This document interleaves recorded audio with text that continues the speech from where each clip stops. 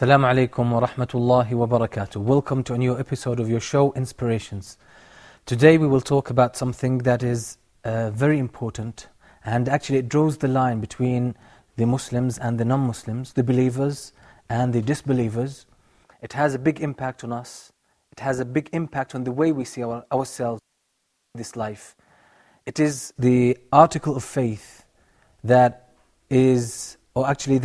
puzzled the philosophers, that gave the answer that which every human soul is seeking and looking after, or looking for. So this article of faith is belief in the next life. This belief is very important. And in Islam, belief in the second life or the next life occupies a very high status because it has such a big influence on us, on our way of thinking, on our perception of this world. We will see inshallah what Islam says about this belief. And before we get into that, I have just to point to one fact, that to cover the aspects of belief in the last day in Islam, it would take us such a long time that our program, our show will not be enough to cover all the subjects. So this is why we'll try to talk about it only during this episode, briefly mention the things, the elements or the aspects of belief in the last day. We'll try to see what they are. We'll try to develop the correct understanding of them in Islam and see how they can help us enhance our behavior and our character as Muslims. Then I promise, or not to give a promise basically, to say that there's a plan inshallah in my mind, and maybe somebody else will do this, talk about the elements or the aspects of belief in the last day. Because there are so many aspects that we will mention today inshallah. We will point to them very briefly, and you will see that it needs a special program to talk about all these aspects. But we'll try to summarize everything today, briefly see what Islam says about that, and also talking in detail about the elements or the aspects of belief in the hereafter. Needs a totally different format because needs a lot of illustrations, a lot of explanation, a lot of storytelling, which our present format does not allow. So inshallah today we'll try to speak briefly about belief in the hereafter or the next life, see what Islam says about that, see how important it is for us as Muslims, and how it sets or it draws the line between the Muslims and the non-Muslims. Let me welcome our guests. Assalamu alaikum wa rahmatullahi wa barakatuh. Very nice to have you with us today talking about this interesting subject. Let's start about talking, when we say in Arabic, we say al-imanu bil-akhirah, belief in the next life, or belief in the hereafter. Now, in English, if we were to talk about belief in the hereafter, it means the events that happen on the Day of Judgment. Belief in the next life still has some kind of limited denotation. So I just want to get from you what we mean when we say belief in the last day in Arabic, or in Islam in general. What are the aspects involved in this concept, belief in the last day? Can we start with you? You can mention one of the aspects, then inshallah we'll take the rest. What do you think? Can we start mentioning the aspects of belief in the last day? Let me mention the first one. The first aspect of belief in the last day is belief in the reality of death. Death is the first step or the first stage leading to the hereafter, or the first stage of the hereafter. What other stages or what other aspects we have of this belief? Can anyone help us? Okay, when we say I believe in the next life, what does this indicate? What do you believe in? Yes, Omar, let me take Omar. Bismillah ar-Rahman ar-Rahim.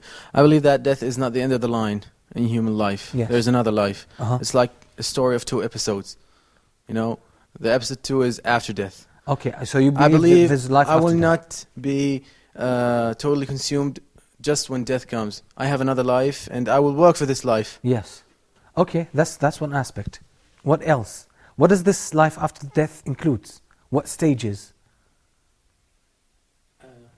I do believe also in the day after death, that there is a punishment from the God for the people who didn't believe in God or the day after. And there is something that the reward for the believers of the That's it. the last Belief day. in the punishment and the recompense or the reward that the righteous people will get, and the punishment or the chastisement that the disbelievers will get. This is part of belief in the last day. What other aspects we have of belief in the last day? Omar again? That justice will be made in this day. Okay, justice will be established on that day, which actually follows from the reckoning. Okay, what about the grave? Is it part, life in the grave? Is it part of our belief in the life after death? Yes, it is. It is, okay. So what else? Can you think of other things? Other events that will happen after death. Everything that happens after death is part of our belief in the next life. But what I'm trying to do, I'm trying to get from you some of these details so our viewers who are maybe unaware of these aspects see what Muslims do. When we say life after death or the hereafter, these are the things that we refer to. What else do you have? The process of what I call a cleansing, the faithful starts. If the faithful person dies and was not committed to his or her tawbah or repentance, there will be a process that will clean that person from that moment that he dies all the way until the last station of the hereafter. There will be stations. Each one of them, it will clean that person time after time, hoping that by the time he reaches hell, he will be totally clean, and inshallah the malaika will say, what are these? What is stations? this? There are many stations. Like what? And the first one is, like I say, in the grave. The moment he dies, ahwal al-qabr, which is the difficult times that he will have in the grave. The grave will crunch some people. It will the ants will start eating the body. The darkness. Of course, the good person, the one that the faithful will stay. As Prophet Muhammad said, "Al-qabru rawda min riyad al-jannah." It will be a garden from the gardens of paradise, or a whole or a part or piece of hell. Yes. So definitely there will be punishment. Yes. Time from a station to another. Another station is that, of course, connecting that person to the living people. Living people can actually assist that person through these harsh times that he's going through. I don't want to take more time, but there are many stations that I would like to the break details up. we'll try to get into details, but let's try to get some kind of a complete or a total understanding of what we mean of belief in the life after death. So we said the first stage is the grave. That's the first stage. After death, there is the grave, and the person has a special kind of life there. As Umar said, it's not the end of this life, the moment that you die. Actually, you are transferred to another form of life. So the person in the grave will be living in a different form, in a different way. Something that is beyond our comprehension, us who live in this world. Okay, now the grave. What happens after the grave?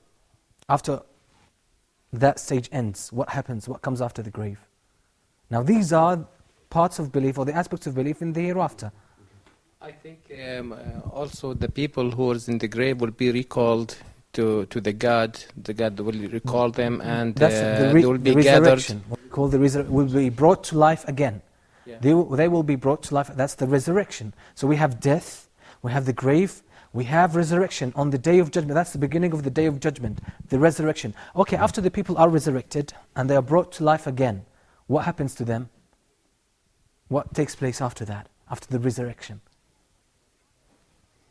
People will go to either to the paradise. Okay, there's something before that. Okay, some people will be gathered. Okay, the people will be gathered in one place. Their deeds will be balanced. Mm-hmm. The good people who got their balance, the good deeds is more. They will go to the paradise. Yes. So what do we call this? In Arabic, judgment. What? Justice. Al-Hisab in Arabic, which is more accurately translated into English, we can say it's the reckoning or the account. The account. People will be held to account by Allah subhanahu wa ta'ala. So they will be asked everything good, every atom's weight of good they did, they will see it, they will come to face it. And every atom's weight of evil they did, they will come to see it. As Allah said in Surah Az-Zilzal, فَمَنْ يَعْمَلْ مِثْقَالَ ذَرَّةٍ خَيْرًا يَرَهُ. An atom's weight of good that you do, you will see it. An atom's weight of evil you do, you will see it on that day. Then after this, the people who did well they will be directed to paradise, to Jannah, and the people whose actions actually did not manage to get them to paradise, they will go to hell. Now, generally this is our belief in the hereafter, but there are some things attached to our belief. Part of it is belief in the signs that will precede the advent of the Day of Judgment. We have the major signs and we have the minor signs. Now generally this is our belief in the last day. Now I'm trying to move to another point, which is, how does belief in the last day, how does it make the Muslim different? Now you have a whole set now of ideas that you can deal with about how belief in the next life forms the Muslim and shapes and molds the Muslim character and the Muslim's behavior and the Muslim's attitude towards life. Can we start elaborating on this? Okay, let's start with... Believing in the last day is part of belief in the God itself. Yes. So Allah subhanahu wa ta'ala always combined the belief in the last day with his believing in. So this is the most important, that the Muslims who believes in the last day already believe in the God. Mm-hmm. That's a very strong point. Quite often in the Quran we find those who believe in Allah and the last day. فَمَنْ آمَنَ بِاللَّهِ وَالْيَوْمِ الْآخِرِ. That's very common in the Quran. That's a very good connection. MashaAllah, very good point. As we are talking about this belief in, or we have come to see the whole picture of the meaning of belief in the last day. Now, how does this shape the Muslim character? How does it make the Muslim different from the non-Muslims? What impact it has on our character? What's the point of belief in the last day? This is what we'll try to see. Please go ahead. Allah subhanahu wa ta'ala mentioned in many verses that believing in Him is believing in the last day is part of believing in Him. So He combines believing in God and believes in the Day of Judgment, and the last day. So it should be combined together. That's a very good point. Quite often in the Quran we see that belief in Allah and belief in the last day are combined. Allah says, those who believe in Allah and the last day. So it's part of belief in Allah. It follows from belief in... If I believe in Allah, that He's the creator, that He's the maker, it means that I believe everything He tells me about this life. So Allah told us about the hereafter, and they are strongly connected. That's a very strong point. We find this quite often in the Quran. What else? How does belief in the last day impact our behavior, our attitude in life? Basil, please. Without a doubt, it will definitely impact the Muslim who believes in the hereafter, knowing that he will be, or he is responsible for everything he does, and with responsibility comes accountability. So without a doubt, every day he wakes up in the morning, he has that motive pushing him, knowing that, you know what, someday I will go and face the Creator. What am I going to say to Him? I am accountable for everything I say. I have to be careful. I have to be very detailed in everything I do. There's no such thing as small deeds. Everything counts in the eyes of Allah subhanahu wa ta'ala. Without a doubt, that's it's going to impact someone's life. This is actually, this very point is a very important part of our makeup as Muslims. That we are always aware of this end. So it leads us to understand the responsibility that we have.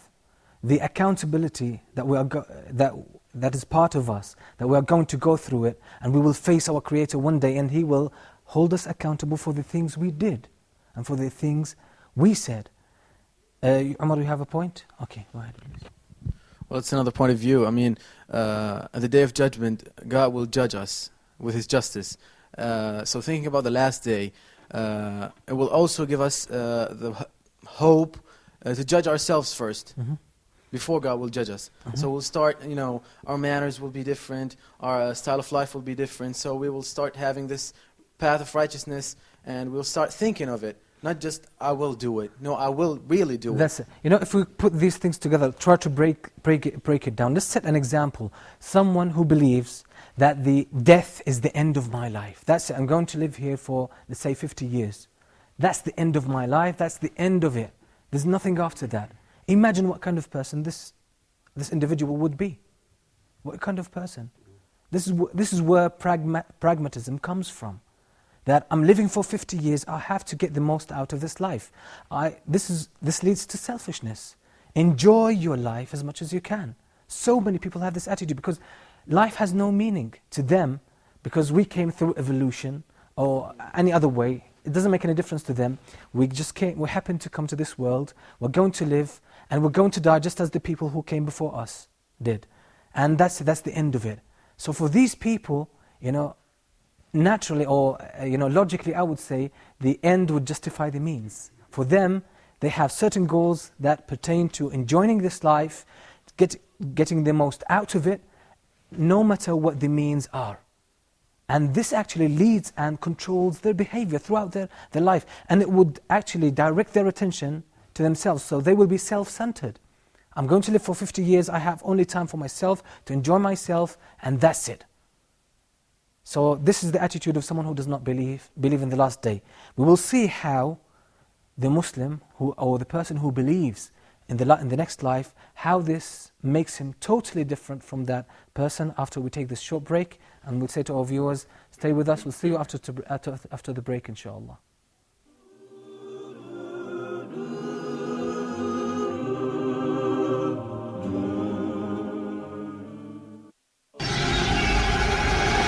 Dear viewers, Hoda programs can be watched in the English section of the in-flight entertainment directory on board all Saudi airline flights, domestic and international. Sit back, relax and enjoy watching Hoda's entertaining and enlightening shows on your trip.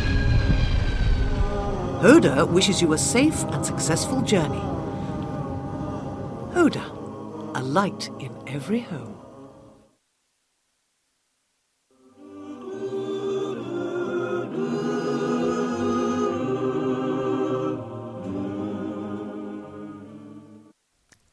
Assalamu alaikum wa rahmatullahi wa barakatuh. Welcome back to Inspirations. We are still talking about the life after death and how Muslims should believe in that and how it makes the Muslims totally different from others.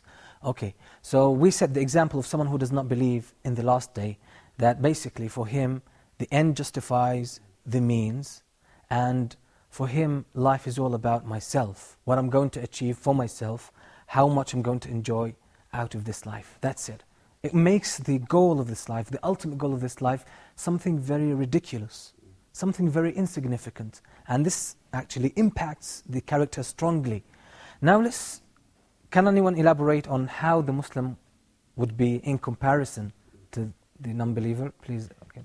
One of the things that Rasul Sallallahu Prophet Muhammad says that من كان يؤمن بالله واليوم الآخر فليقل خيرا أو ليصمت.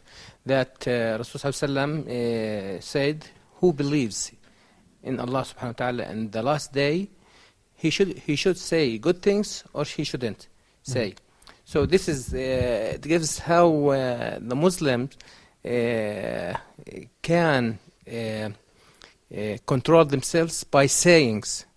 And by doing things also as well. Yes. So he got something. He has a control. Yes. His awareness of the last, of the second life, of the last day, tells him that he should control himself, and that actually goes to the concept that Brother Basil told us about, which is accountability and responsibility. But I'm just trying to explain. A Muslim, okay, we said the example of someone who does not believe in the last day. Death is the end for him, that's it. Someone who believes in the last day, now how would he look at life? Okay, can I take Umar? Okay, go ahead.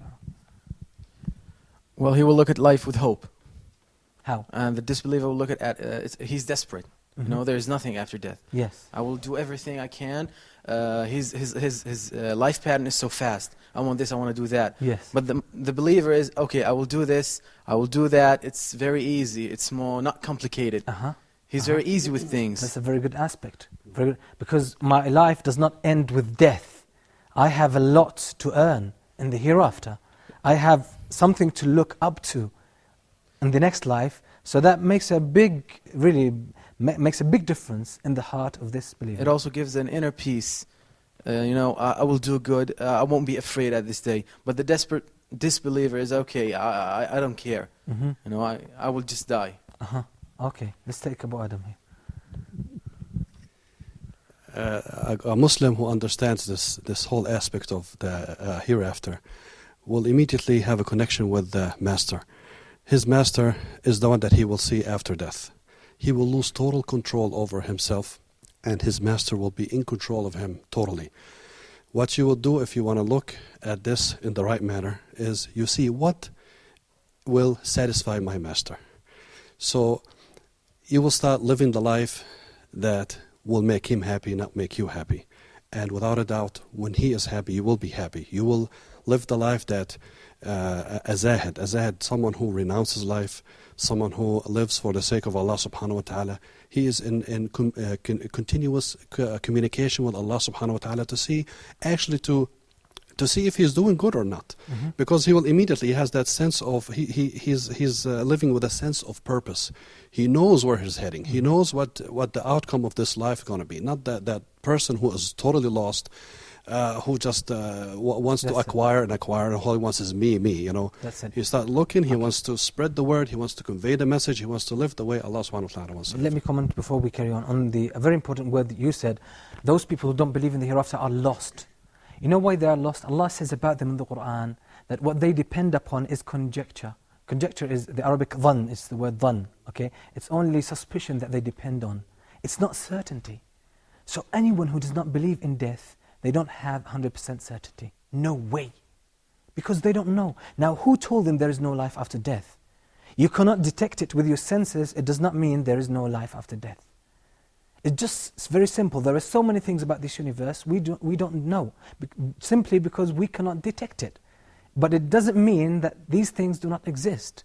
So when someone says there is no life after death, just because we cannot detect it or we cannot sense it, then they have no certainty. It's only doubts. It's only conjecture. And this causes them to live in a state of mess, in a state of being lost. Really, they have this sense. This is what Allah said about them. This is what Allah described them in the Quran as they are blind, or they are people who walk in the darkness. So when the light comes to them, they are scared. When the lightning comes, they are scared. They can't carry on with it. So it's a very important fact that those who don't believe in life after death, they don't depend on certainty, and they don't have certainty. This is why they are very troubled. They live their lives with anxiety and stress. And this causes their lives to be miserable.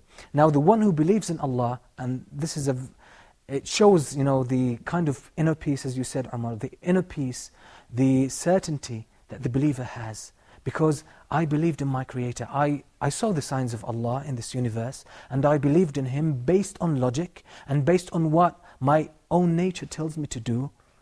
And all of this puts me in a state of peace that has no parallel except the believer. Only the believers have this kind of state or inner peace.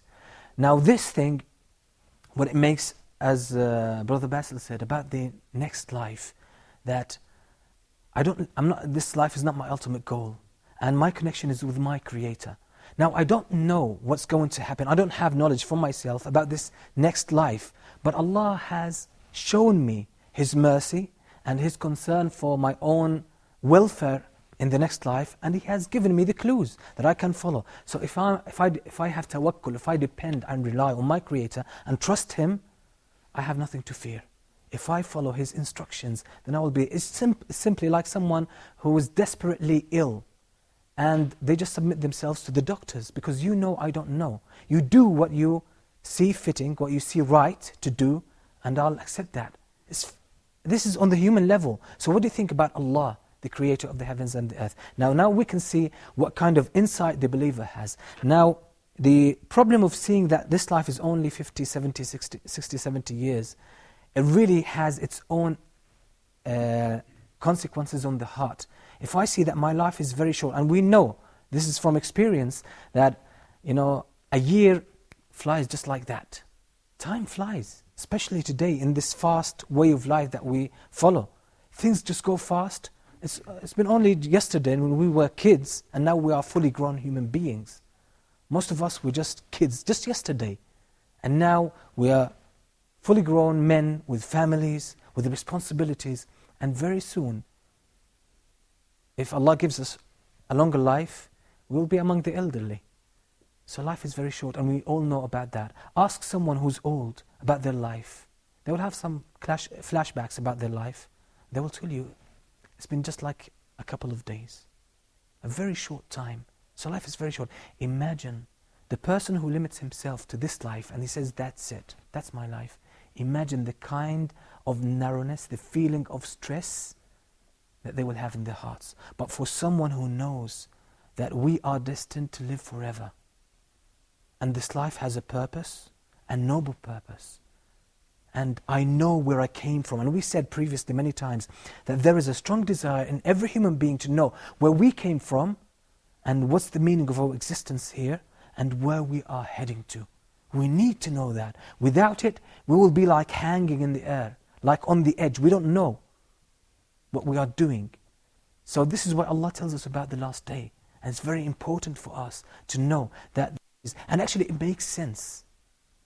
It makes sense. We know there is a lot of injustice in this world. So many people live their lives oppressed, taken advantage of, and they don't get their rights. But there are other people who oppress the others, take advantage of them, and they cause other people's lives to be hell, and still they get by. And they get away with everything they did, and they die without any kind of account or any kind of judgment or justice. Where's justice in this world then? And the whole, this concept of people can get away with what they did, people live oppressed, people live as oppressors, and then they die and that's it. This kind of concept or this kind of view does not go with the great system that we have in this world. We can see everything goes according to a system. This is why we have been given the ability to understand the world and the different systems in our bodies and the whole world around us, because everything goes according to a system, according to a harmony, a state of harmony. And to believe that this life will end with injustice does not go with everything in this world. It sticks out. It doesn't match the great system in this world. And it doesn't make any sense. But for someone to say that you can live as an oppressed, but still you will get your right at the end. Justice will be established. Now we started to now explore more about the Muslim character. Now to see that even if you live in poverty, even if you live in very bad conditions, even if you are oppressed, even if you are taken advantage of, only knowing that one day you will get your right and you will take it in full, what kind of sense it puts in your heart. Imagine if someone believes that death is the end of my life, and then he lives his life in poverty, and a very bad, according to very low standards. What kind of hope he has? That's it. But the believer, no. This is why Prophet Muhammad ﷺ said, how amazing is the affair of the believer. If something good comes to him, he's thankful. He knows that's not the end of it. It's only a test. Even the good that comes to me, it's a test. It does not cause me to go to excess. It does not cause me to go overboard. And this is good for him. And then he said, and if something bad comes to him, if a calamity comes to him, then he's patient. This life is not about enjoying it. This life is not my ultimate goal. Ultimate goal, as Allah said, وَإِنَّ الْآخِرَةَ لَهِيَ الْحَيَوَانِ لَوْ كَانُوا يَعْلَمُونَ. The real life, our real life is in the hereafter. It's not this one. This one is very short, has no meaning. The real life is in the hereafter. So I'm preparing myself, as one of you said, I'm preparing myself for that. I'm looking forward to that life. This life, no matter what happens, it is the nature of this life. There will be hardship, there will be ease, but it's nothing. The main thing is to secure your place in paradise. That's it. Okay, so can we elaborate more and see more aspects of goodness that belief in the hereafter can help us with? Can you think of anything? I wanted to mention something really about, I want to mention a small story about Rab'a al-Adawiyya. Yes. She's been asked, do you worship God because you're afraid of His punishment? Or do you worship God because you want to get to His paradise? She answered very good questions on that. I worship God because I'm loving Him. I devote my life to Him. So that reflects in the Muslim and Rab'a as well, in her deeds and her sayings. So we can say either the Muslim can gain the acceptance of God by going to paradise, or losing the day after, the last day going to the hellfire. Yes. Well, commenting on this fact, unfortunately some people take a statement and try to use it the wrong way. But Allah subhanahu wa ta'ala in the Quran described the believers and praised them by saying that they worship Allah in fear of His punishment and in hope for His reward. So to complete our belief, we have to have love for Allah, we worship Him for that, to be grateful to Him, and we worship Him because we fear His punishment. We do fear His punishment. It's part of our belief in the last day. And we hope for His reward and for paradise. We hope for that and wish for it. And this causes us to increase in worship as well. There's no harm in that. But I know the main point that you were referring to is that because we are aware of the hereafter, it causes us to choose our way, to choose our code of behavior, and we stick to that. And we know where we are heading to. This is what Allah described. Allah said the comparison. He said, are they equal, the ones who walk according to guidance, according to light that they can see, or those who walk on their faces walking in darkness? Are they equal? Definitely they are not equal. Okay, tell me more how belief in the last day makes the Muslim distinct. It favors the Muslim over others. How does it make us stronger? Without a doubt, if you know that this is just a temporary life and the permanent life is in the hereafter, you just everything you do in your life, it will be for the preparation of the next life. But I would like to say something really important. I believe that we have to go to applications. How can I really make this impact my life? Mm-hmm. How can I keep this in my mind? Mm-hmm. I think one of the most important things I do personally is keep few hadiths that are very powerful always in the back of my mind to really understand. Can we talk about them Yes. after the break? Please. Please keep them, prepare them. Mm-hmm. This is what we should go to, the application, how to put this into practice. Inshallah. Inshallah, we'll talk about this after the break. I say to our viewers, we'll see you after the break to talk about how to apply this belief in our lives.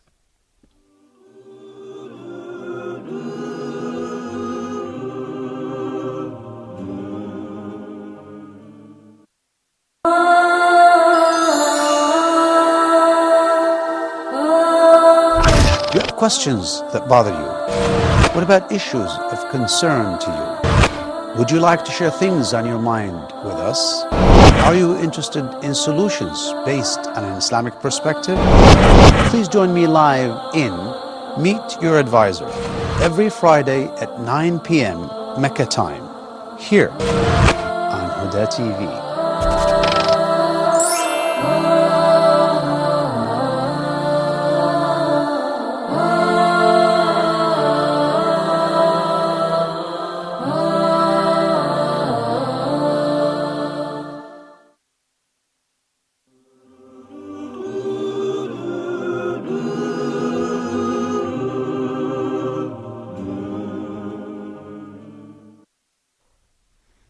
Assalamu alaikum wa rahmatullahi wa barakatuh. Welcome back. You're still watching Inspirations. Okay, now we were talking with Brother Basil about how the belief in the last day makes us different, makes us stronger, and it helps us, gives us advantage, and equips us actually with a lot more strategies and a lot more favor to deal with this life in a very successful way. But you were talking about how to make this practical. Yes, application. There's theory and there's application. For you to apply something, you really need to keep a few things in your mind, or in the back of your mind, hadith, ayah, something that really shake you up. One of these hadiths that really get to me all the time is that just to show what life is all about, okay? So that will definitely have a big impact on your life. In the day of judgment, the most miserable person that ever lived on this life will be brought, and he will be a man from paradise. Like someone, he did his job to go to paradise. He will be brought and in the day of judgment in front of everyone, and dipped into paradise and brought up, and he will be asked, have you seen anything bad in your whole life? He was miserable, remember that. He says to Allah, I have never ever seen anything bad in my whole life, Lord. And then the happiest person that ever lived in this life, pleasure, you name it, he's spending left and right, the best cars, best home, everything. But he is a man that belongs to hell, will be brought at the day of judgment, and he will be dipped, imagine, just dipped into hell, brought up and he will be asked the question, have you seen anything good in your whole life? He says, oh Lord, I have never ever seen anything good in my whole life. We're talking about seconds in the calculation of Allah subhanahu wa ta'ala. This whole life.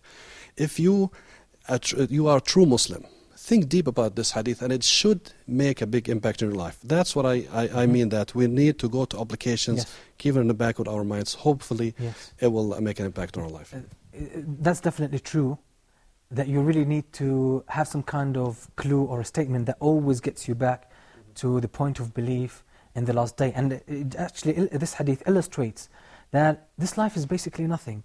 Just one dip in paradise will make you forget, will make the most miserable man who lived ever in this life forget all the misery he went through. Imagine only one dip, that's even maybe less than 1 second, just dip and bring him up.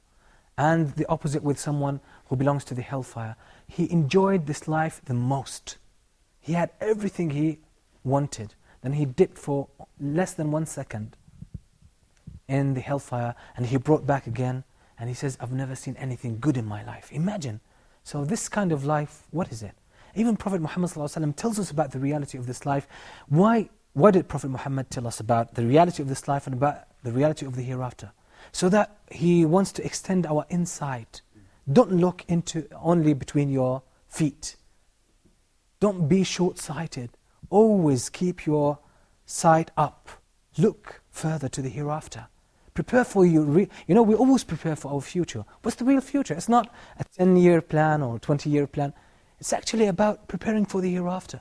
That's the real life. That's the real preparation. Before I take Umar, I just want to elaborate on one point. Something very important we have to remember, which is, and the Prophet ﷺ gave us the advice. He said, always remember the destroyer of pleasures, or increase in the remembrance of the demolisher of all pleasures. Imagine the description, destroyer, the demolisher of pleasures, which is death. So the Prophet ﷺ says, when death is remembered, if you are in a state of happiness and ease and joy, then it will diminish that. It will make it go smaller. Why? Because death will remind you about the reality of this pleasure, that it's going to end. It's very short. And the real pleasure is in the hereafter, it's not here. So if you compare the pleasure that you have here to the pleasure that the believers will receive in the hereafter, it's nothing. So this pleasure that I'm happy with, this kind of joy that I enjoy, that I rejoice on, is basically nothing. So let me give everything its true estimate, its true worth. And the Prophet ﷺ said, when death is remembered at the time of difficulty, then what it does, basically, it makes this difficulty diminish. It's nothing. Why? Because this calamity, this life is nothing. It's not my ultimate goal or my ultimate destiny. My destiny is in the hereafter. So I should always keep my sight attached. So could you see the life of the Muslim, because he knows his sight is always attached to the hereafter, to the success in the hereafter. It's totally a life of construction, a life of hope, a life of planning, real planning. Because I can see this life as it really is. I have a full picture about the reality of this life. But those who limit themselves to this life, they don't have the whole picture. This is why they go through misery. Okay, Amar, I'll take your comment now. Well, just from the hadith we just heard, I mean, this day you will see the ultimate truth. You will see what this life is about. We can say it's a little bit pathetic. Yes. You know, and just like the Prophet ﷺ said, that this life is like just a station. You just wait to a transportation to take you. Let's imagine that we're sitting in a bus station, and the bus will come and take me. And this bus, we can, think about it. It's my deeds and my good work. If I have good work, I will go to heavens. I will go to heaven. Yes. And if I have bad deeds, I will go to hellfire. Mm-hmm. And that's a very important point, because we can look at life from a different point of view. Mm-hmm. We can think of life from different approachable ways. Okay, let me ask you this question.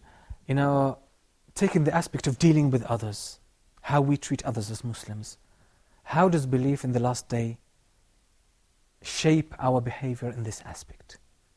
I believe there is a next life. I believe there is an account. I have to, my deeds will be weighed. And I know that I will stand before Allah and be asked about everything I did. How does this impact our behavior with others? How does it? Do you have some kind of answer? So many answers. So many. One of them is, of course, if you have ever harmed anyone, you will stand in the day of judgment, as we know as Muslims, and you will that person that you have harmed will start taking from the good deeds that you have done, little by little. It's like milking a cow, Yes. until you start losing. And if you lose all your good deeds, you will start receiving some of his bad deeds. Justice will be done, will be served. So if you, like you said, some people might believe that the justice was not done or was not served, and that person that harmed me died. No, he will stand someday. You will stand against him. You start receiving from him. A Muslim will, if he truly believes that, again he will start breathing easier. Life will become an easier place for him. Acceptance, no problem, Yes. and he will become more tolerant, more patient. Definitely. That's how Definitely. it will impact his life. Okay. Still, like for example, when I know that I will be held to account, doesn't this stop me from harming others, from oppressing them, from wronging them? It surely does. This is why we should really, the governments all around the world always try to minimize crime. They try to deal with the issue of crime, murder, stealing and all that stuff. All this kind of behavior, it's a worldly problem, it's a universal problem, it's a global problem. And until now, prisons are full and criminals are increasing and life is becoming harder because of that. But people never thought about why? Because most people are getting atheist. They don't believe in the next life. They don't believe they will be held accountable. Even if they go to prison, to some people, prison is fun. So many people, some of the criminals, they are addicted to prison because they learn new tricks there. It is an academy for crime. Really, so many criminals do this. And some actually, in the poorer countries, some people commit crime on purpose, because they cannot feed themselves. They cannot take care of their families. So what they do, they just want to run away from their responsibility, so they commit a crime to go to the prison so that they can be fed and they can free themselves from the responsibility of providing for their kids. But imagine in Islam, no, you are responsible. If you if you take someone else's property, you will be held accountable for that. And the day of judgment, the recompense, you will pay him back with your hasanat, as Brother Basil said. So imagine how this makes the Muslim a very good citizen. People in the advanced countries, they are afraid of the law, of the punitive law, which is the punishment, going to prison or being fined. This is why they stick to the law. But once the law is broken, once they are out of their country, they do so many evil things you never thought of. Like, some time ago in New York there was a power cut, and this is a very well-known incident. For 2 hours, New York, most of the shop centers there, most of the shops, most of the supermarkets were stolen. Looting, a lot of murders happened. Only 2 hours of power cut, no electricity. We know what happened in New Orleans, the hurricane that happened a few years ago, or a couple of years ago, 2 years ago. Imagine, once people people started leaving the city because they knew it will be destroyed. What happened? People started to, actually they swarmed the shopping centers, the houses, looting, stealing, taking, and a lot of murder happened. People started shooting each other. Why? Because this is my shop, I'm going to steal it. You have no right to do that. Started shooting each other. Imagine that. Now where is law? Just a couple of days before that, they were sticking to the law. Why? Because they were afraid of the punishment. But the control with the Muslims is self-control. Once we know that we cannot escape Allah, Allah is watching us, and if I do wrong, then I will be held accountable for that. No one is going to intercede for me. Then I will face the consequences. It makes the Muslim have this kind of consciousness.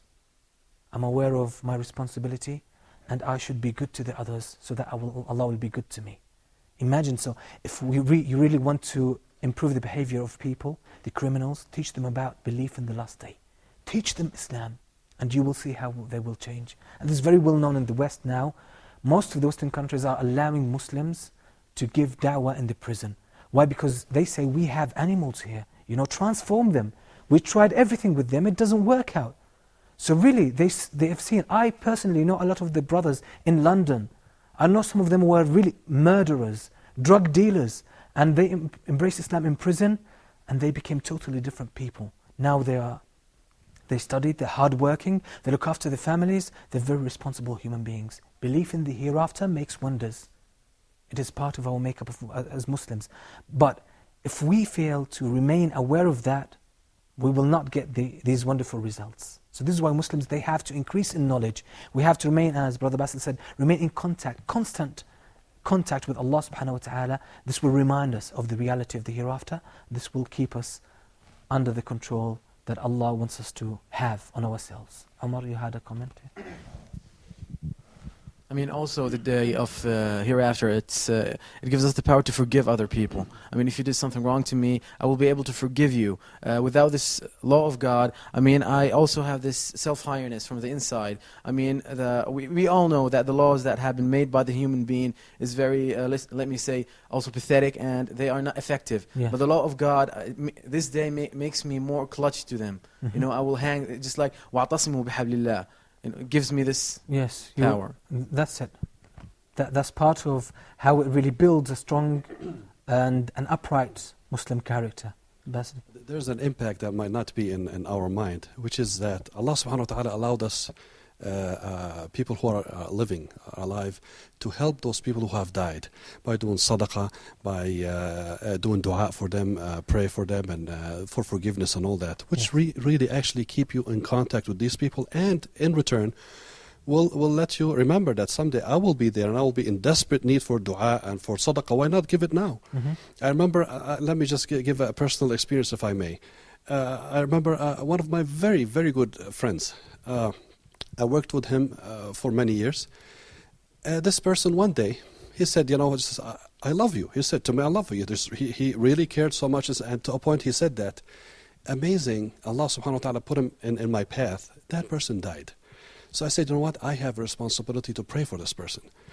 And I kept doing this, and then all of a sudden I remember, you know what, I'm not just going to remember this person. There's a whole nation who's waiting for my prayer. Yes. رَبِّ اغْفِرْ لِي وَلِأُمَّةِ Muhammad sallallahu alaihi wasallam. I was saying, you know, Yes. instead of saying just forgive this person, you know, for the whole nation. And that Yes. made me definitely a different person. Mm-hmm. And so I believe, you know, this will definitely impact our life.